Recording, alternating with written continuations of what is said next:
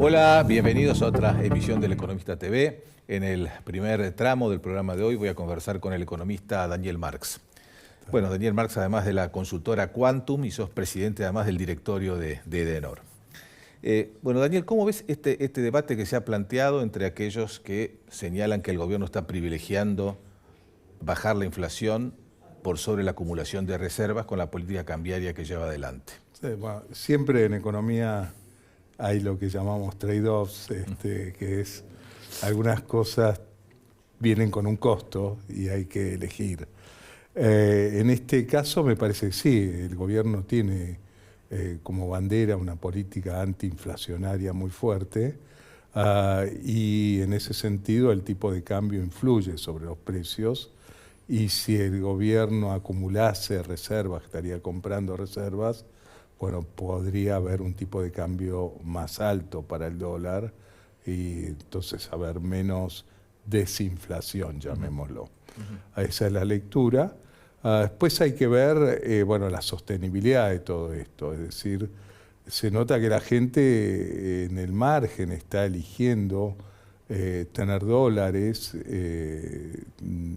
y están algunos cambiando plazos fijos por dólares. La ventaja que estamos teniendo es que estos dólares permanecen dentro del país en términos generales y ello significa que hay reservas y se incorporan a la circulación económica, llamémoslo, reservas brutas, no reservas netas necesariamente. Pero hay que ver, pasada la estacionalidad de ventas por las exportaciones del agro, particularmente, que dura tradicionalmente un trimestre, cómo se reequilibra el mercado cambiario. Bueno, además hay objetivos muy concretos con el Fondo Monetario de acumulación de reservas hasta medio de año, ¿no? Sí, pero es cierto, estas metas son trimestrales, pero además hay un tema lógico del manejo, por lo menos de una estacionalidad. Entonces, si Argentina tiene estacionalidad en su balance comercial, exportaciones contra importaciones, bueno, alguien tiene que morigerar los efectos de esa estacionalidad. Eso es lo que una lógica demandaría. ¿Y qué destino le ves a estos proyectos que anuncia el gobierno de permitir una mayor utilización de dólares en las transacciones corrientes de las personas? Creo que es una manera de reconocer que la gente se está manejando en esta economía bimonetaria y darle alguna formalización, utilización, pero en definitiva yo creo que acá de vuelta uno de los temas fundamentales es cómo se baja la volatilidad en la relación peso-dólar con quién acumula reservas. Ahora están acumulando reservas los privados más que el sector público, y dentro de los privados son las personas físicas, humanas. Las personas jurídicas tienen todavía restricciones para ello. Bueno, captar dólares siempre es una obsesión para todos los gobiernos en Argentina, ¿no? Sí, pero Argentina tradicionalmente ha tenido superávit comercial. El problema es, en gran medida, la llamada cuenta de capital. Claro. Es decir, dónde la gente quiere ahorrar, qué hace con esos ahorros, si hay ingreso por esta cuenta de capital y más que todo por decisiones privadas y no financiamientos públicos. ¿Cómo ves entonces desde ese punto de vista el ingreso de dólares del sector privado en la Argentina? Yo creo que hubo un ingreso a la economía argentina de lo que estaba en los colchones con el blanqueo. Eso fue importante, fueron unos 15.000 millones de dólares que se llevaron a los bancos. Y eso generó circulación de esto en préstamos que hicieron los bancos con esos dineros o dinero que dejaron el Banco Central y digamos, engrosando las reservas brutas. Yo creo que esto es una manera de facilitarlo, lleva a lo que llamaríamos la competencia de moneda. Pero hay otro aspecto que decíamos, cómo equilibramos la relación peso-dólar a lo largo del tiempo y evitamos la volatilidad. Me parece bien que haya factores que faciliten la circulación. Me parece que ahora tenemos que ver cómo reforzamos los esquemas de estabilidad, llamémoslo. ¿Qué habría que hacer para eso, Daniel, a tu juicio? No, yo creo que los países que han ido a flotación de moneda, ahí los bancos centrales jugaron un rol, acumulando reservas, o si no acumularon reservas, como fue el caso de Chile durante muchas décadas, generaron mecanismos de equilibrar el mercado cambiario y en definitiva lograr a través del tiempo que haya atracción de la moneda local y tener una política monetaria acorde a las circunstancias del país. Algo así como una flotación administrada, como se intentó en alguna época. Sí, algunos países hicieron eso. Chile hizo mucho tiempo flotación libre, pero velando por esta estabilidad de mercado, llamémoslo. ¿Y qué otra fuente de ingreso de dólares en la Argentina ves en los próximos tiempos? No, bueno, aparte de lo que se menciona de aumento de exportaciones por distintas actividades, yo creo que hay un potencial de ingreso de divisas por la motorización de inversiones. Algunas de argentinos, otras del extranjero, las de argentinos financiadas o no, a través de mercados de capitales o ingreso de divisas. Y después está los portafolios, los movimientos de las personas. En Argentina hubo muchos años que el refugio era llevar la plata afuera. Si ahora uno ve en Argentina una combinación de cumplimiento de contratos, estabilidad decía para adelante y oportunidades de inversión atractivas, uno haría lo contrario, traería la plata. O por lo menos que no se sigan yendo. Sí, así es. Exactamente. Yendo un poco a ese tema precisamente de los mercados, ¿cómo lo estás viendo después de unas semanas de turbulencia, sobre todo los mercados globales, que obviamente repercutió en los mercados locales? ¿Cómo lo estás viendo ahora? Todo esto tiene mucho que ver con la guerra comercial desatada entre Estados Unidos y varios otros países, particularmente China, que ahora parece haberse sosegado un poco y tranquilizado los mercados.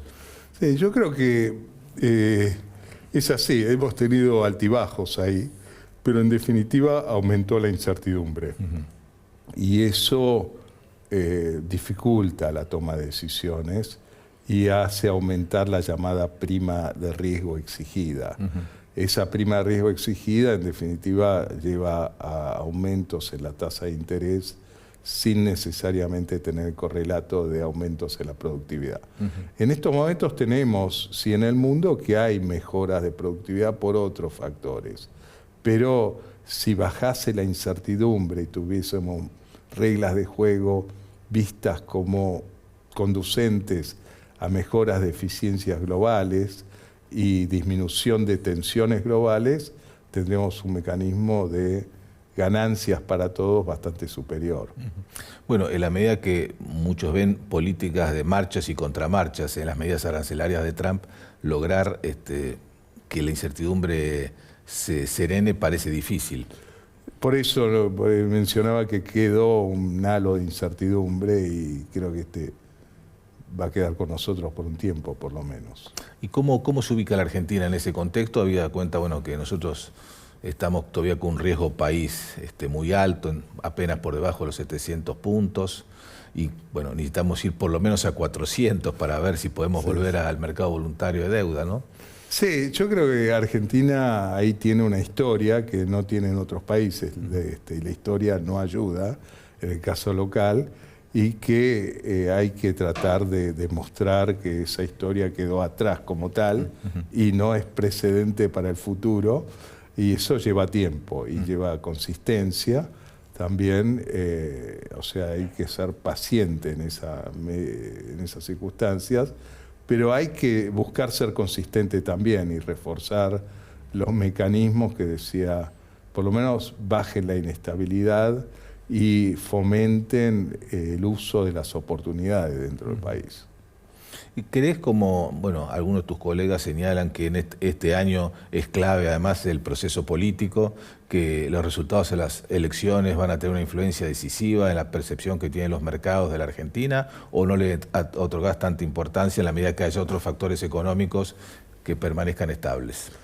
Sí, yo creo que bueno, las elecciones, como siempre, dan un calibre de cómo van las cosas y hacia dónde podrían ir. Pero también las elecciones pueden señalar, y como fue en otros países, que algunas cosas se discuten y otras cosas se mantienen. Chile, que mencioné, Uruguay, bueno, ni hablar Perú, que hubo muchos cambios en las autoridades políticas, hubo elementos de política económica que se han mantenido y que se han profundizado mucho y mejorado también. Y eso, en definitiva, dio tasas de crecimiento muy superiores a las que tuvo Argentina, tasas de inflación en Argentina superiores a las demás.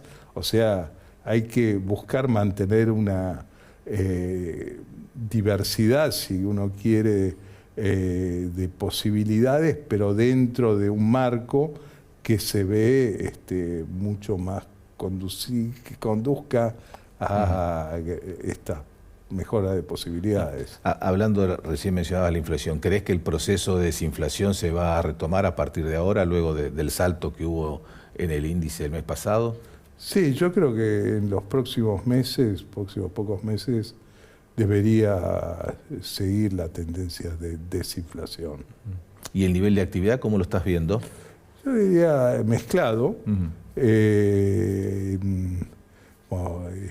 Hay temas estacionales, pero también hay diferencias sectoriales no menores.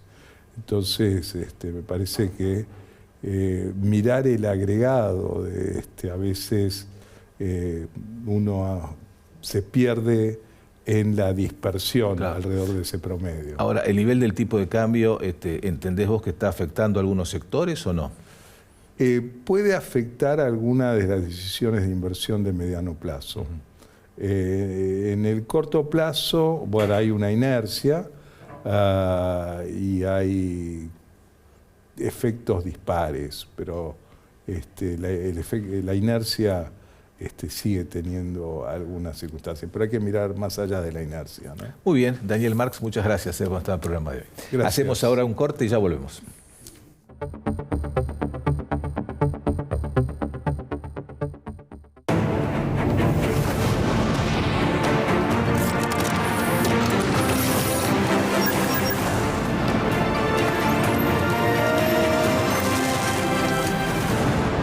Ternium, acero para hacer. Grupo Petersen, desde 1920, construyendo el país.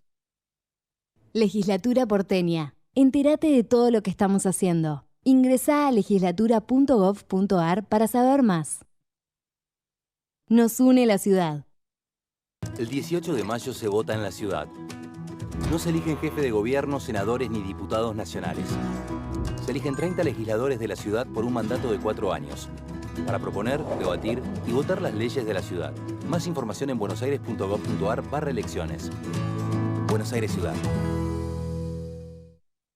En IRSA, Propiedades Comerciales, nos comprometemos con las comunidades en las que se asientan nuestras unidades de negocios. IRSA, Propiedades Comerciales, construyendo el futuro. Tecnología que se vive en tu negocio es impulsar tu emprendimiento pensando en tus ganas de crecer. Telecom, tecnología que se vive.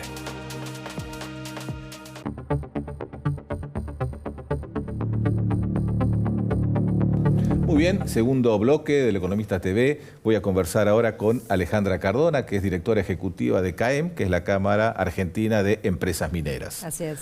Bueno, Alejandra, acá todos los economistas que vienen al programa señalan entre las grandes oportunidades que tiene la Argentina este año, que es el desarrollo de la actividad minera, que además es una actividad generadora de divisas, que es algo siempre muy bienvenido en este país. ¿Se justifica tanto entusiasmo de los economistas? ¿Ustedes lo fundamentan en datos concretos? Sí, creo que hoy asistimos a observar algunos resultados que son fruto del trabajo de muchísimos años de exploración y de inversión, ¿no?, por parte del sector. Porque la minería es una actividad silenciosa de muchísimo riesgo en la exploración, y cuando da frutos, bueno, es cuando se hace palpable. Hoy podemos ver el resultado que ya es parte de la realidad en las provincias del NOA con el desarrollo del litio, o lo que es hoy en la provincia de San Juan, la minería metalífera, particularmente las inversiones de oro y lo que se viene en cobre. Y también en la Patagonia, que tiene una larga trayectoria, sobre todo en la provincia de Santa Cruz, en la producción de oro y plata. Como bien señalabas, es un sector productor de divisas, claro, neto, porque tenemos nosotros una referencia aproximada de un 10-1, ¿no? Por cada 10 que produce y exporta, solamente importa uno nada más. Y sí, creemos que tenemos una gran oportunidad por delante de desarrollar un sector que va a acompañar a otros sectores productivos que vienen en marcha desde hace muchísimo tiempo. Claro. Bueno, ahí como vemos en el mapa, hay proyectos, obviamente una gran concentración en el NOA, pero también hay proyectos en otros lugares del país, ¿no? Sí, a lo largo de toda la cordillera, desde Jujuy hasta Santa Cruz, podemos observar allí indicados proyectos que son conocidos, que ya tienen algún grado de desarrollo, y hay muchísima actividad exploratoria en otras regiones, y sí debo decir que esto muestra en el mapa los proyectos metalíferos. La minería metalífera está presente en todo el territorio nacional, así que no hay provincia que no sea minera, todas las provincias tienen algo de producción. El año pasado tengo entendido que exportaron la actividad cerca de 4.600, 4.700 millones de dólares. Exacto. Y este año se espera que llegue a ¿cuánto? Y una cifra un poquito superior a esa. Están entrando en producción proyectos de litio que inauguraron recientemente y están haciendo las primeras producciones, así que no vamos a ver quizás mucha variación en eso, pero sí para los próximos años, ¿no? Nosotros tenemos proyecciones de triplicar esa cifra para 2032 aproximadamente.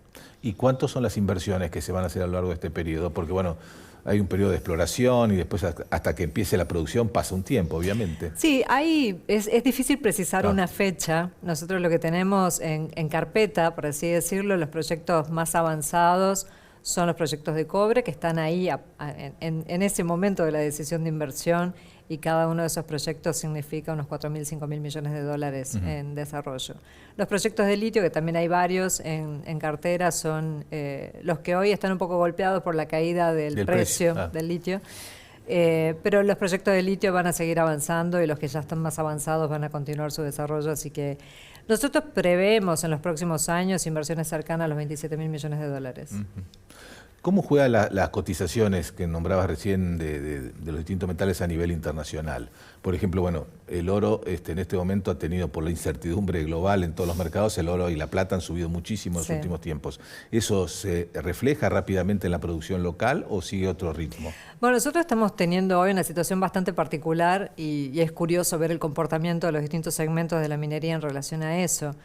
En el caso del oro es cierto que está experimentando un precio inédito, ¿no? Es histórico récord, pero también nosotros tenemos una industria de producción de oro y plata que está en declino, están digamos, con costos muy altos de producción, y lo que está sosteniendo esa producción hoy es el alto precio del metal. En contraposición a ello, los volúmenes de producción de litio que se vienen incrementando y experimentaron una caída estrepitosa en el precio, así que ahí tenemos exactamente el efecto contrario. Sí, perdón. No, eso. Es como muy sensible la industria a estas variaciones. ¿Y qué ocurre con el cobre, que es, es clave en este proceso de transición energética a nivel global, que bueno, venimos un poco rezagados o no el tema del cobre? No, nosotros tenemos mucha expectativa por los últimos estudios en relación al desarrollo cuprífero. Somos un país que es competitivo como destino de inversión. La calidad de proyectos que tenemos es bien importante. Para tener una referencia, siempre decimos, del lado chileno tenemos semejante desarrollo minero y de este lado de la cordillera, por continuidad geológica, podemos tener algo similar. No sé si del mismo volumen, pero algo similar es significativo, y de hecho lo son los 7 proyectos de cobre que hoy tenemos en grado avanzado. Y si pensamos en un contexto regional, entre Perú, Chile y Argentina está el 50% de las reservas de cobre del mundo. Entonces es un dato no menor, contando con las agendas de transición energética que ubican como objetivos al 2050 incrementar la producción minera y particularmente del cobre, que es lo que más se usa en la fabricación de vehículos o en dispositivos de energías verdes, ¿no? Y Alejandra, ¿cuándo vamos a ver los primeros volúmenes importantes de producción de cobre en Argentina? Y hay que ser pacientes con la industria, porque lo que estamos viendo hoy es quizás el último tramo de las exploraciones más importantes en materia de cobre, y que de avanzar en la construcción de un proyecto de este tamaño implican unos 4 años más o menos, Claro. solo de construcción del proyecto y luego la entrada en producción, así que tenemos que contar por lo menos un lustro de aquí en más para empezar a ver algo de producción cuprífera. Ahora, un dato importante también de la actividad y que se ve con estos últimos proyectos es la presencia en Argentina de actores de peso internacional. Sí, Eso claro. también alimenta la llegada de otros jugadores. Sí, sí, sí. De hecho, las principales empresas del mundo están ya instaladas en Argentina y están invirtiendo fuertemente. Así que, de hecho, la presencia de una empresa de la talla de BHP, que es la empresa minera de cobre más grande del mundo, está ya presente en Argentina invirtiendo y haciendo desarrollos y apostando cada vez a más, ¿no?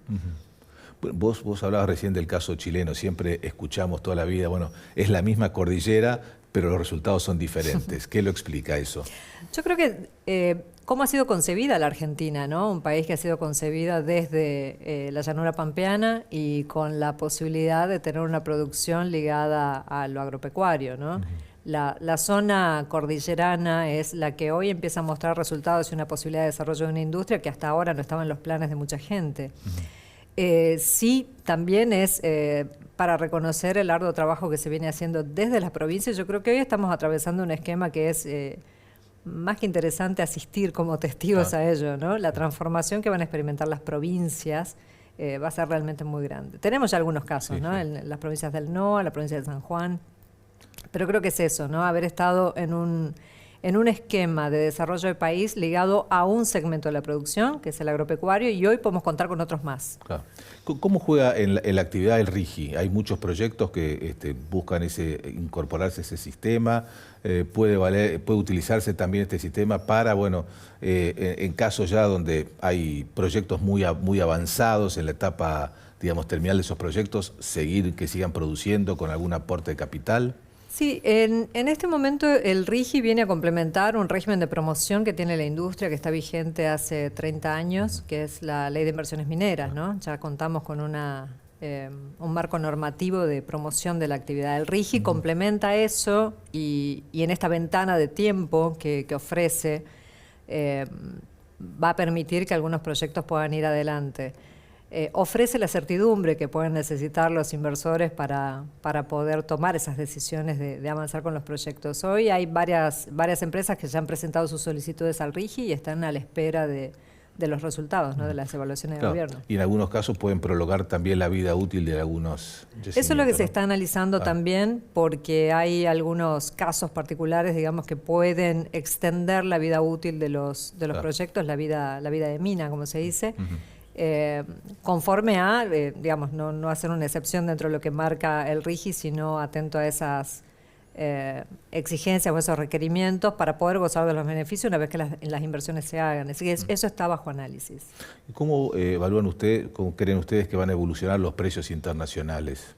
Hablamos un poco del oro, de la plata, el litio que bajó, está el cobre que se supone que va a tener un gran impulso porque es clave en la transición energética. Sí, en el caso del oro, vuelvo a decir, está experimentando hoy un pico Claro, que es sí. inusual, seguramente eso se va a acomodar en el tiempo. Lo mismo con el precio del litio, que está muy bajo, y los expertos estiman que eso también va a tener un repunte en algún momento. La diferencia entre ellos es que el litio no es un commodity, en el caso de los otros metales sí, entonces bueno, hay que estar atentos a estos cambios. Para terminar, Alejandra, un hecho muy destacado es que se ha logrado bastante consenso político en torno a la minería, sobre todo en las provincias que son productoras. Hay una especie de mini políticas de Estado en muchas provincias en defensa de que todos los sectores políticos participan de una visión de que esa actividad es beneficiosa para sus provincias. Sí, ha habido un cambio en la percepción social respecto a la actividad. Lo que venimos viendo es que hace unos 15 o 20 años la actividad era muy resistida. Claro. Y de hecho la conflictividad social o la posibilidad de la conflictividad social o de tener algún cuestionamiento de esa índole podía paralizar un proyecto, y de hecho hay casos en la Argentina donde esto ha ocurrido, ¿no? Hoy asistimos a otro escenario, que es la de la aceptación, quizás en algunos casos condicionada, ok, vamos para adelante con este desarrollo, pero quiero conocer cuáles son los beneficios para mi localidad, para mi comunidad, o cómo las personas pueden ser parte de esto. Entonces, Las provincias han entendido que aquí hay una oportunidad de desarrollo genuino que genera trabajo, que dinamiza las economías regionales, que puede traccionar infraestructura también para las provincias, y han definido sus políticas, ¿no? En las diferentes provincias donde hoy se desarrolla la actividad hay fuertes normativas de compra local, hay fuertes exigencias y de control, ¿no? hacia la actividad para que pueda desarrollarse en clave de poder hacer tangibles los beneficios que genera. Y lo que mencionabas es real. Se ha entendido que una actividad de largo plazo como es la minera no puede ser pensada en términos de lo que dura un gobierno. Claro. Entonces sí se ha entendido que esto debe trascender y ser pensado como una política de Estado. Afortunadamente eso ocurre en las provincias y hoy contamos con el apoyo más contundente del Gobierno Nacional, así que está, digamos, todas las condiciones dadas para que esto pueda seguir avanzando. Para que se cumplan los pronósticos. Finalmente, ¿notan ustedes los proyectos competencia entre las distintas provincias, facilidades impositivas, mayor laxitud en normas ambientales o más o menos? Porque alguna vez se planteó con provincias que tenían una legislación muy restrictiva como Mendoza al respecto, ¿no? Ahora, ¿ustedes observan competencia entre las provincias o básicamente la legislación es muy similar en todas partes? No competencia, hay algunas diferencias, pero no hay competencia entre jurisdicciones. Creo que también se están encaminando hacia cierta complementariedad, ¿no? Hay algunas provincias que hoy no participan directamente de la actividad o que no tienen desarrollos metalíferos en su territorio, pero que están viendo la posibilidad de reconvertir algunas de sus empresas. Como proveedoras. Como proveedoras, claro. El caso de Córdoba o Santa Fe, por ejemplo, claro. ¿no? El caso de Mendoza es para mirar, es un caso muy particular porque no ha eliminado esa normativa que restringe el uso de ciertas sustancias asociadas a los procesos mineros, pero sin embargo encontró la forma de ir adelante con el desarrollo de un distrito en particular que tiene la oportunidad de desarrollar minería de cobre.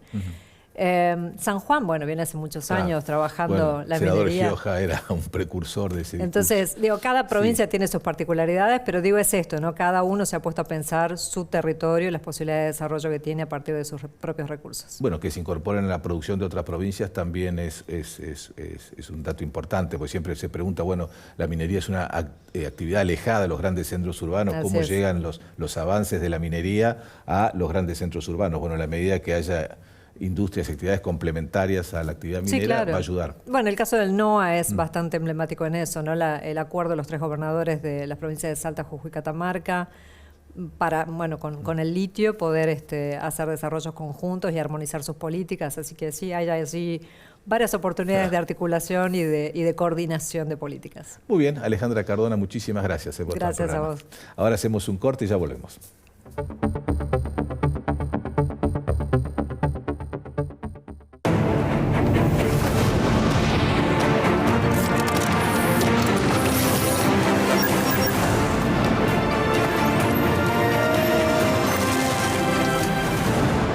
Ternium, acero para hacer. Grupo Petersen, desde 1920, construyendo el país. Legislatura porteña. Entérate de todo lo que estamos haciendo. Ingresá a legislatura.gov.ar para saber más. Nos une la ciudad. El 18 de mayo se vota en la ciudad. No se eligen jefe de gobierno, senadores ni diputados nacionales. Se eligen 30 legisladores de la ciudad por un mandato de 4 años. Para proponer, debatir y votar las leyes de la ciudad. Más información en buenosaires.gov.ar/elecciones. Buenos Aires Ciudad. En IRSA, Propiedades Comerciales, nos comprometemos con las comunidades en las que se asientan nuestras unidades de negocios. IRSA, Propiedades Comerciales. Construyendo el futuro. Tecnología que se vive en tu negocio es impulsar tu emprendimiento pensando en tus ganas de crecer. Telecom. Tecnología que se vive.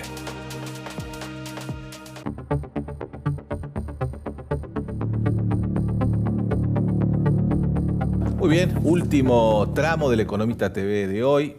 Vamos a dedicarnos ahora al escenario político. Me acompañan por orden cronológico Luis Tonelli, analista político, y Lucas Raffo, de la consultora Ad Hoc.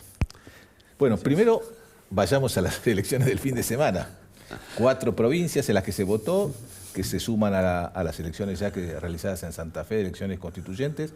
Primera lectura de esos resultados y consecuencias que eventualmente puedan tener en otras provincias. Vos viste que los resultados electorales en el federalismo argentino, ¿no? Permiten las más diversas interpretaciones. Entonces vos podés decir, bueno, es un partido nuevo, La Libertad Avanza, la pucha, ¿no? Ganó Salta, ¿no es cierto?, segundo en Jujuy, y entró en coalición en Chaco, ¿no es cierto? Claro. En San Luis estaban estas dos, digamos, como le dicen, La Libertad Avanza Blue, ¿no es cierto? Dos emprendedores que también juntos sacaron casi 15%, una cosa así. Así que nada mal. El tema es que, obviamente, si uno lo compara con las necesidades políticas del gobierno, y esto es un proxy malo de lo que va a venir, entonces, claro, tiene el sabor a poco que dictamina Clarín, ¿no es cierto? Realmente las dos tapas fueron muy diferentes, la de La Nación y de Clarín, ¿no? La Nación se afianza el armado de Karina.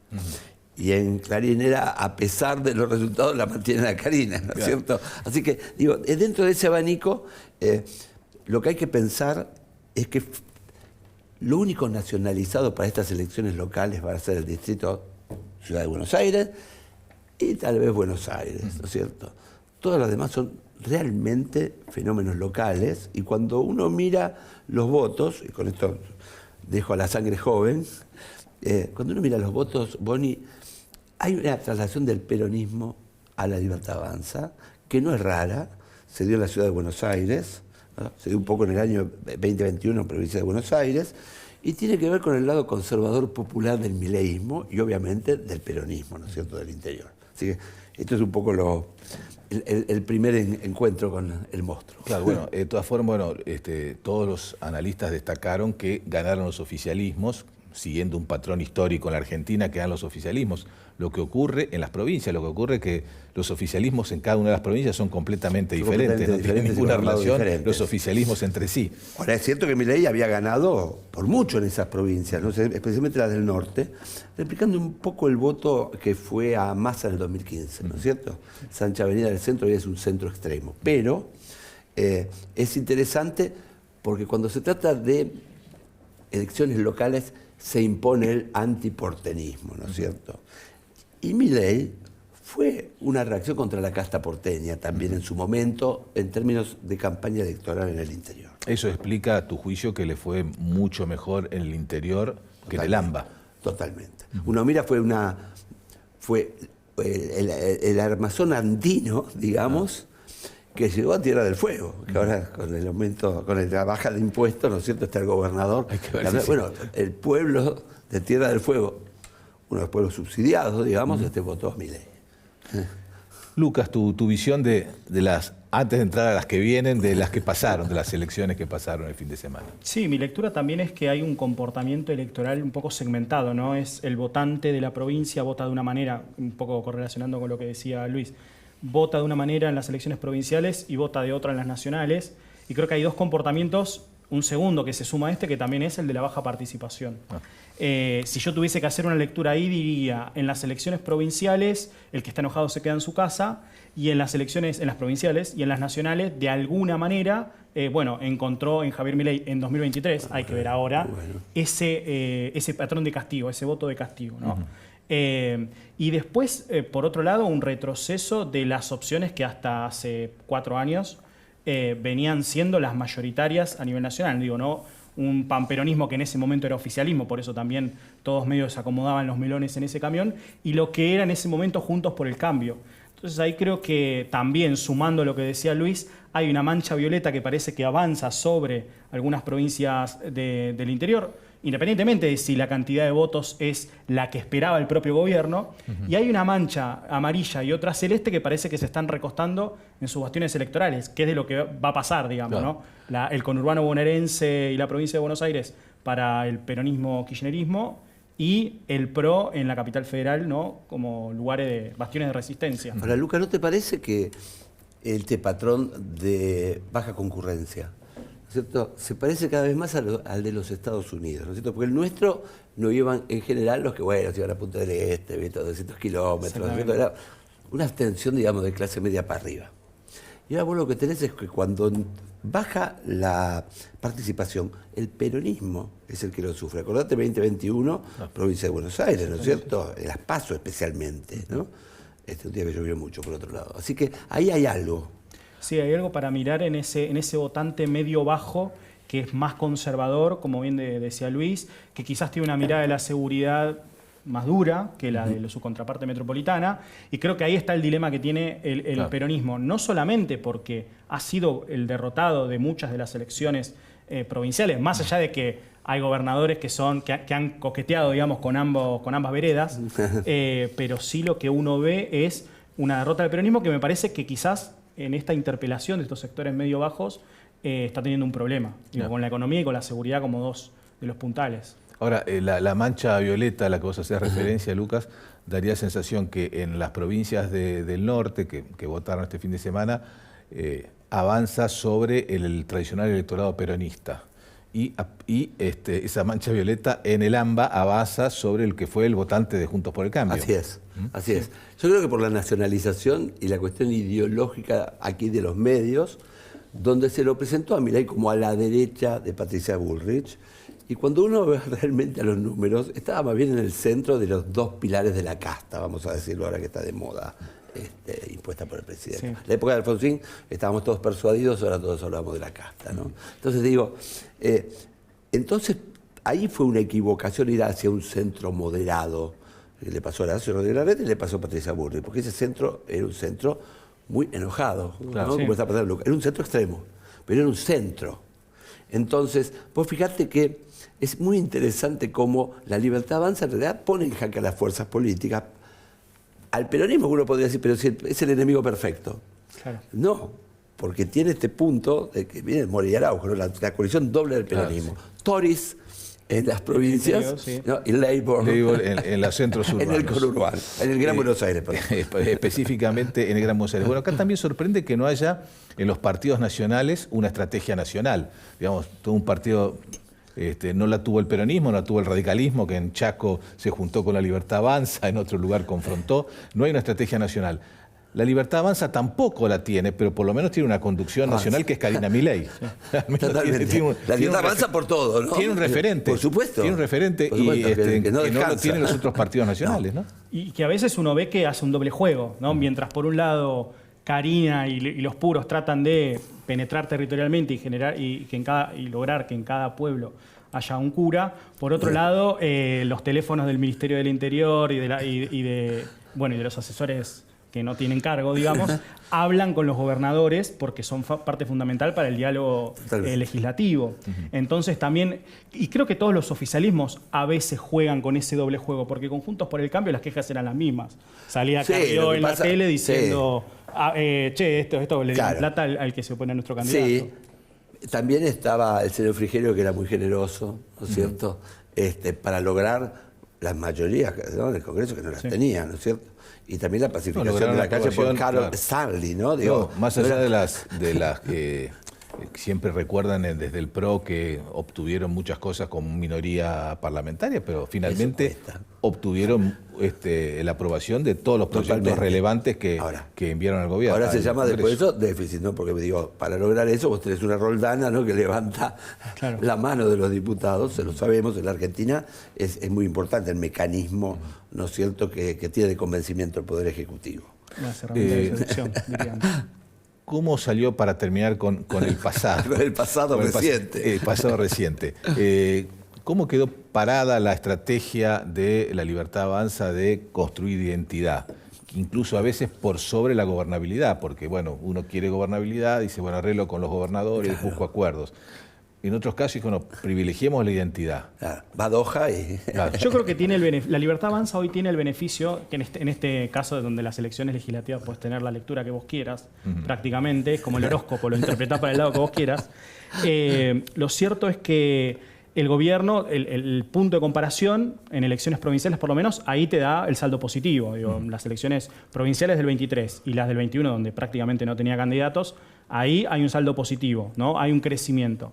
Ahora, también es cierto que cuando vos mirás estudios de opinión en provincias, Javier Milei tiene niveles de aprobación y de aceptación muy altos, e incluso en las preguntas de los escenarios electorales vos tenías una Libertad Avanza que con el solo nombre tenía 40, 50 puntos, digo, estaba muy bien parado. Entonces, mucha de la expectativa que tenía el gobierno, ahí se explica la decepción, porque cuando vos comparás lo que lograste por lo que se esperaba, bueno, ahí si se quiere algún tipo de decepción. Creo que ahí entran lo que a los politólogos nos encanta mirar, que son los sistemas electorales, digo, porque que en Salta una fuerza política haya sacado 11 senadores y la otra 1, cuando fue el partido más votado, bueno, creo que habla de... El sistema, claro, exactamente. Entonces ahí entran los juegos de las reglas de juego que generan incentivos y comportamientos. Ni hablar de los sistemas de votación también. Totalmente. Es muy bueno la cuestión de lo cultural, ¿no es cierto? De la gestión cultural y el cambio cultural. Porque en Milei, vos sabés que cuando le toca gobernar al no peronismo, y esto es algo raro, un fenómeno raro, se impone a veces la sobreactuación, Boni, porque digamos, nuestro currículum más bien es un prontuario, ¿no es cierto?, en términos de las veces que hemos incumplido acuerdos. Y vos fíjate que desde Alberdi, ¿no es cierto?, imagínate una república liberal en 1853, que todavía estaba la más horca, ¿no es cierto? Digamos, hay una fachada argentina que se vende, y Milei esto lo interpretó fundamentalmente, ¿no? Digo, yo creo que nos va bien porque finalmente esto es una criptoeconomía, ¿no?, donde es mucha expectativa y él es un maestro influencer, ¿no?, en crear expectativas. Entonces, yo creo que el lado de la cultura tiene que ver también con el lado de la gobernabilidad. Vos seguís mucho, Lucas, el tema de la conversación digital. ¿Cómo operó el tema ficha limpia en ese mundo? Bueno, en ficha limpia, en las redes sociales, donde se imponen encuadres, actores politizados e interesados demás, y medios de comunicación, al presidente le fue mal. Cuando vos analizás las siguientes 24 horas, ¿no?, del rechazo de ficha limpia en el ecosistema digital argentino, lo que ves es que de cada 10 menciones que mencionan a Milei y a ficha limpia, 8 son negativas hacia él. Creo que ahí también hay algo de las comunidades trabajando, ¿no? La comunidad del PRO, de usuarios del PRO y afines al PRO, que muchas veces sostienen al gobierno en la conversación, agenda económica, por ejemplo, salida del cepo, cuando la volcás hacia temas como Libra o como Davos o como este de ficha limpia, bueno, se le vuelcan en contra. Lo que vos ves de alguna manera en el ecosistema digital es que el gobierno está perdiendo encuadres, de alguna manera. Cuando hay un suceso nodal determinado, antes de alguna manera desfilaba por el campo de batalla digital, ¿no? Era como, bueno, Napoleón en las primeras batallas. Y de repente Davos, viste, es Moscú. Claro. Entonces empezó a coleccionar, derrotas en la conversación digital. La gran pregunta es, ¿esto explica el clima político general? Claro que no. ¿Esto se puede extrapolar como un estudio de opinión? Tampoco. Pero sí es cierto que es un síntoma de, bueno, algo que el gobierno antes lograba con mucha facilidad, ahora no lo logra tanto. ¿Y no es un colateral también de la Libertad Avanza sobre el PRO? Es que también, porque si vos en la conversación digital los actores del PRO te empujaban durante mucho tiempo y vos lo que tenías en realidad era la comunidad filoperonista, progresista en contra, bueno, ahora esos actores están en una posición mucho más defensiva, más con las elecciones de la Ciudad de Buenos Aires, porque son el centro simbólico de este año electoral. Bueno, además el episodio llevó un nivel de confrontación entre el PRO y la Libertad Avanza muy grande porque excede a lo político y va a lo personal. Cuando Milei declara ayer que Cristina y Macri hicieron un acuerdo para ensuciarme, eso va mucho más allá de una caracterización política y va a un cuando lo que parece como un entente, ¿no es cierto?, de dos problemitas, ¿no? Libra y ficha limpia, ¿cierto? En donde jugaron finalmente las fuerzas, no del cielo, no digo del infierno, pero bueno, del barro. Pero este domingo tenemos elecciones en la Ciudad de Buenos Aires. Primer dato que siempre sorprendió a muchos era el peso político, el peso específico de los actores que están involucrados en esta carrera, ex jefe de gabinete, ex jefe de gobierno, senadores nacionales, diputados. Casi una presidencial, la legislatura. Figuras de mucho peso. ¿Qué explica esto? A mí hay una película que me gusta, me encanta, yo ya sé que arranco con una película y nada que ver, pero que se llama Enemy at the Gates. No sé si la viste con Jude Law. Básicamente trata de la batalla de Stalingrado, que en términos estratégicos, cuando la analizás, no es muy relevante, quiero decir, era una ciudad que estaba de paso y que había que tomar para ir a los pozos de petróleo. Bueno, se transforma en una batalla simbólica enorme que se morfó todo, básicamente, se morfó todo. Entonces, en la película lo que te muestra es que hay un francotirador ruso que empieza a bajar alemanes y los alemanes mandan al jefe de la escuela. O sea, todos quieren ir a pelear ahí porque, claro, el valor simbólico es muy grande. Y también las consecuencias. Digo, la derrota de Stalingrado, de alguna manera, tiene importancia muy importante y creo que para el PRO va a ser un poco eso, ¿no? Es, bueno, si yo pierdo acá, y perder incluso significa sacar, en realidad significa sacar menos votos que Adorni. Eso sí, claro. Bueno, te enfrentás a un escenario donde ¿cómo te paras a negociar con la provincia? Claro, ¿cómo te paras a negociar con la provincia de Buenos Aires? Y sobre todo, me imagino al resto de los actores del PRO, que algunos son gobernadores, como el caso de Chubut.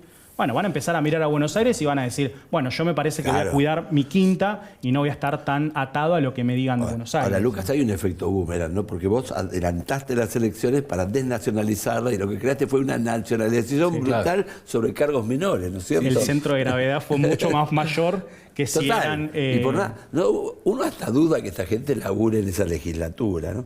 Digo, salvo, qué sé yo, salvo alguna candidata radical, ¿no es cierto? Sí. Digo, porque los demás son realmente, ¿no? Gente con un peso específico que va más allá. No digo que la legislatura sea un trabajo menor, es un trabajo muy técnico, ¿no es cierto? Sí, porque, digo, cuando más te acercas a la tierra, más técnica se vuelve la cosa. Así que, pero de todas maneras, yo también ahí en la ciudad me parece que uno puede establecer esta hipótesis si Milei está un tanto en el centro, ¿no? Porque, bueno, vamos a ver cuántos votos saca, ¿no es cierto?, nuestro colega Santoro, ¿no es cierto? De la Tienen dos colegas, Abal Medina también. Tienen dos colegas compitiendo. Por supuesto. Colega y socio de la carrera de ciencia política, vamos a decir lo mismo. Muchos politólogos tenemos. Es un problema ese, pero bueno. Entonces lo que quiero decirles es que dice, bueno, acá hay un problema que se dividió en modo peronista, ¿no es cierto? Y Santoro se puede mandar por el medio. Cuidado, que puede ser Milei el que se manda, o sea, Adorni el que se manda por el medio. ¿Qué sentido? En el sur de Buenos Aires, la Libertad Avanza es muy fuerte. En Lugano es fuerte. En la zona, digamos, donde difícilmente haya una calle con el nombre Hayek o von Mises, claro, ¿no? Se impone ahí lo que también era el dominio de Massa. ¿Te acordás? El Frente Renovador, ahí parecía que son los mismos punteros. Cuando vos mirás Marra 21, Marra 23 en las 15 comunas, vos no ves que hay un violeta más fuerte en el norte o en el sur y viceversa. ¿Qué es lo que pasa con el voto peronista, con el voto del PRO también? Lo que vos ves era un violeta bastante uniforme, sacaba lo mismo en todas las comunas. Y creo que ese es un dato para mirar, porque quizás le come votos arriba al PRO, pero quizás abajo se los termina comiendo a Santoro. Claro. ¿Y cómo ven ustedes, cómo evalúan la estrategia que han llevado hasta ahora adelante los principales candidatos? Digamos, Silvia Lospenato, bueno, reivindicando la gestión del PRO en la ciudad, que es una gestión que ha sido reiteradamente apoyada por el electorado, pero con el inconveniente de tratar de decirnos que Larreta no tuvo nada que ver con esa historia, ¿no? Que no es más del PRO. Claro. Pero estuvo muchos años como jefe de gabinete y 8 años como jefe de gabinete. Adorni con la estrategia de decir Adorni es Milei, y Santoro tratando de no hacer mucho ruido porque sabe que con el voto peronista tradicional gana. Sí. Es que ahí yo retomaría algo que mencionaba Luis, que es esto de adelantar las elecciones y tener el efecto contrario, ¿no? Pero creo que hay un factor mayor todavía que va a tener consecuencias ahora, que es la eliminación de la PASO. Claro. Porque ahí es donde el PRO podía ordenar una interna, donde la Libertad Avanza podía ordenar la suya, más allá de que ahí es verticalismo muerte. Y bueno, el peronismo, dentro de todo... Claro. Va como va, pero porque el voto en la elección de la ciudad es muy poco sorpresiva. Sí. Ahora, la institucionalización de la asociación ahí y del armado político siempre fue un problema. Para el PRO porque es un parripollo con una ONG, digamos, disfrazado de ONG. Sí. Y esto es una cuenta de Twitter, ¿no es cierto? Así dicho brutalmente, ahora, el programa de Boni. Claro. Ahora, ¿cómo haces para reconstituir la relación entre el PRO y la Libertad Avanza, mirando a la provincia de Buenos Aires de cara a las elecciones? Porque, bueno, ayer se conoció el cronograma electoral, el 9 de julio hay que hacer alianzas, así que tienen poco tiempo para restañar La heridas. derrota de unos permitirá la negociación de otros. Obviamente son escenarios distintos porque en la provincia de Buenos Claro. Aires gobierna el peronismo, porque además los interlocutores del PRO tienen un sesgo más favorable. Totalmente. Pero Lucas lo adelantó, sí. ¿cierto? Si pierden, viste, en la política argentina somos soberbios en la victoria y humildes en la derrota. Tal cual. Yo creo que ahí hay una situación. Creo que además Se no va hay quién. acuerdo en la provincia de Buenos Aires porque todavía están esperando la elección de la capital. Porque en definitiva, lo que vos estás viendo es a ver qué es feo lo que uno va a decir, pero es así. Es qué tan barato compro Claro, o qué claro. tan caro me vendo. Sí, sí. Y, digo, más allá de que son frases que no he utilizado yo, que se han utilizado en declaraciones de dirigentes de la está muy provincia de bien. Buenos Aires. Sí, pero simbólicamente. si es derrotado el PRO, bueno, si el PRO quiere tener un resultado electoral favorable, se van a tener que unificar, digamos, y van a tener que discutir. Es más, yo imagino que con lo de ficha limpia se deben estar agarrando la cabeza varios que tienen terminales cruzadas, que están Totalmente. charlando y dicen... Ahora, vos y ahora fíjate te lo que las pueden dos votar- campañas, votar ¿no? arriba. Tanto del PRO como de la Libertad Avanza, es para evitar, ¿no es Que cierto?, el gane, kirchnerismo. Que tuvo menos del 20 acá, ¿no es cierto? El kirchnerismo como tal. Menos de 20 tuvo en general el peronismo, después ahora la sucesión 30, ¿no es cierto? Guarda que puede venir al 20 del 2021, digamos, ¿no es cierto? Quizás ese es el voto. Ahí sí vos estás duro. diciendo que el freno al kirchnerismo no parece una prioridad en la ciudad de Buenos Aires. No, lo toman como excusa para en realidad presentarse los dos, dividir el voto y que gane el kirchnerismo. Y con eso justificar... Porque en realidad lo que tenés Se es... van a echar creo la que era- culpa, ¿viste? Es que creo que era Sebeli, corrija mi profesor, pero juegos anidados, digamos. Sí. Los juegos están relacionados. George Más en- Sebeli de la Universidad UCLA. Más que entre provincia de Buenos Aires y capital, Totalmente. los dirigentes cruzan también el Pero, riachuelo por favor. para- Sí, sí. para Bueno, eso. además, de todas maneras, el PRO en la provincia de Buenos Aires conserva un peso institucional relevante, Totalmente. gobierna varias ciudades muy Sí. importantes.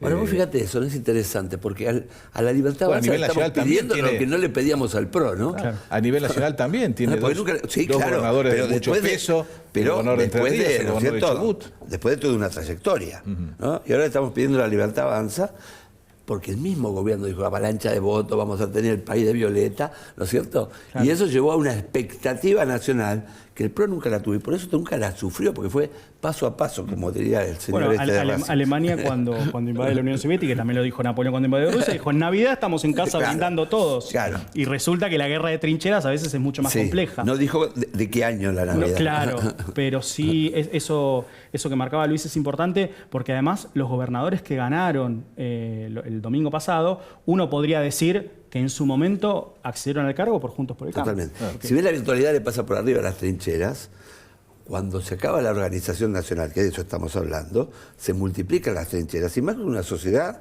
¿no es cierto?, desarticulada. Sí. Entonces, digo, lo bueno es que no hay mejor lector de las encuestas que los intendentes y los punteros de barrio, ¿no es Sí, cierto? tal cual. Bueno, algunos gobernadores mantuvieron sus coaliciones, las que los llevaron al gobierno, y por eso tuvieron éxito. Caso de Poggi en San Luis o Exactamente. Puyaro en Santa Fe. Totalmente. Pero fíjate que ese primer movimiento del que lo lleva, bueno, Poggi ya estaba, digo, pero fue fue como la estrategia adelantada que después siguió la Libertad Avanza en las provincias, ¿no es cierto? Porque el Rolo Figueroa, ¿no? Se coloca como el anticasta, ¿no? Que nació prácticamente en el MPN, pero el hecho simbólico de enfrentarla hizo que toda la oposición lo apoyara, ¿no es cierto? Exactamente. Y después salió en San Juan, y en Mendoza más o menos, ¿no? Se intentó eso, pero digo, el problema que tiene Milei es que pueden surgir Mileis locales. Claro. ¿no? ¿Creen ustedes que se va a polarizar la elección en la ciudad de Buenos Aires? Porque, bueno, hay 17 candidatos, entonces, bueno, están con 2, con 3, con 3,5, 4 otros. ¿Creen que se va a terminar polarizando? Bueno, pero espero que no, pero... No digo en dos polos, pero digamos, sí. las segundas marcas de Sí, cada línea sí. Vos van a fíjate que terminar porque a siendo veces, absorbidas por la ¿no? primera. Como diría don Giovanni Sartori, cuando hay polarización política no hay polarización electoral, porque vos al tensionarte surgen centros de diferentes índoles, ¿no es cierto? Cuando hay dos fuerzas hay polarización electoral, porque al converger barren con todo, ¿no es cierto? Y vos tenés esto, vas a tener 3 o 4 polos, digamos, me parece. El tema es que algunos van a ser en ascenso y otros van a ser en descenso. Es eso, cuando vos mirás el voto de la ciudad, vos veías yo diría, había hasta 2021 3 piletas. para mirar la pileta amarilla. La pileta roja, digo que en realidad no es de izquierda, sino que es de la Unión Cívica Radical. Y la pileta celeste azul. Milei rompió un poco con eso. Blanca y roja del señor del partido del señor. Pero bueno. Entonces ahora vos tenés 4. Y en realidad la disputa no está dada tanto entre la tensión que hay entre Adorni y Santoro, los penatos, elegí los dos que quieras para polarizar, sino es qué tanto logran capitalizar adentro de esa pileta, adentro de la pileta violeta, que podrían representar a Adorni y Marra, adentro de la pileta amarilla, segura amarilla, que es de alguna manera el voto de Larreta y el voto de los Penato, Jorge Macri.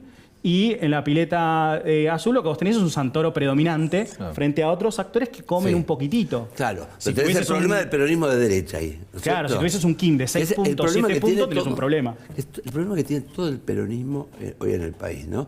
Que Milei los interpeló ideológicamente. Y si a las fuerzas populares vos las interpelás ideológicamente, dejan de ser eso que eran ni de izquierda ni de derecha, sino todo lo contrario. Ahora tienen que responder a eso. Entonces, naturalmente, Milei les hace un lío, ¿no es cierto? Y en eso no pensó Macri, ¿no? Cuando lo apoyó. Porque generalmente a todo presidente no le gusta dejar un segundo que te jubile, ¿no? No, claro. Pero han tenido otras tácticas. Por ejemplo, que gane el presidente de la fuerza que no tiene nada que ver con ellos. Porque si vos nombrás una parecida, te estás comiendo. Bueno, nos quedamos sin tiempo. Luis Tonelli, Lucas Lázaro, muchísimas gracias. Nosotros nos despedimos hasta el próximo programa.